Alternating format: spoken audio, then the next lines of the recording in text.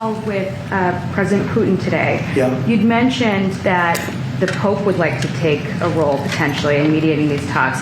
Does that mean that the U.S. is taking a step back from... No. I think it would be great to have it at the Vatican. Maybe it would have some extra significance. And I saw that it was discussed yesterday, so I thought... And people told me that they'd be honored to do it. I would imagine they would be. So, no, I think it would be maybe helpful. There's tremendous bitterness, anger, and I think maybe that could help some of that anger. So having it at the Vatican would be, in Rome, would be I think it would be a great idea. Thank you. You said last week that you thought nothing was going to happen, no advances would be made until you and Putin got together. Do you still feel that way? I think something's going to happen. It's a got very big egos involved, I tell you. Big egos involved, but I think something's going to happen. And if it doesn't, I'd just back away and they're going to have to keep going.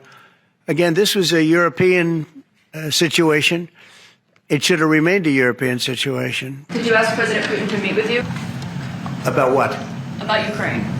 Of course I did. I talked to him about it. I said, when are we going to end this, Vladimir? I know him for a long time now. I said, when are we going to end this bloodshed, this bloodbath? It's a bloodbath. And I do believe he wants to end it. You know, when I made the call, I told the people last night, I spoke to the heads of the different countries, but I said to them, we got to get going. And I did say also, if I thought that you couldn't do it, I'd step away, because what are you going to do? We don't have boots on the ground. We wouldn't have boots on the ground. But we do have a big stake. You previously on Truth Social implored President Putin to stop. You wrote Vladimir, stop, and he didn't stop, quite the contrary. I'm curious, did you bring that up on your call with him today? No, I didn't bring that up, but I did say it's time, you got to stop this thing.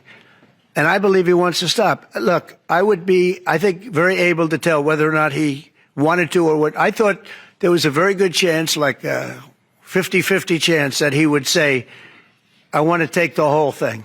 I didn't know what he was going to say. And then they have a different kind of a problem. But I believe he wants to stop. Pretty sure. Just now about backing away or walking away if it looks like it's going to be an intractable problem. Do you have a red line in your head of what would cause you to back away? And yeah, in my head, but not something I'm going to announce. But yeah, definitely in my head I do, yeah. Exactly would that because this isn't our war. This is not my war. This is not the war. I mean, we got ourselves entangled in something that we shouldn't have been involved in. And we would have been a lot better off, and maybe the whole thing would have been better off, because it can't be much worse. It's a real mess. It's a death trap. Exactly. So I think that, yeah, I would say I do have a certain line, but I don't want to say what that line is, because I think it makes the negotiation even more difficult than it is. Yes, please. President Zelensky of Ukraine says that the Ukrainians are ready for a ceasefire. They're ready for peace negotiations. In your mind, is Ukraine doing enough to get this peace?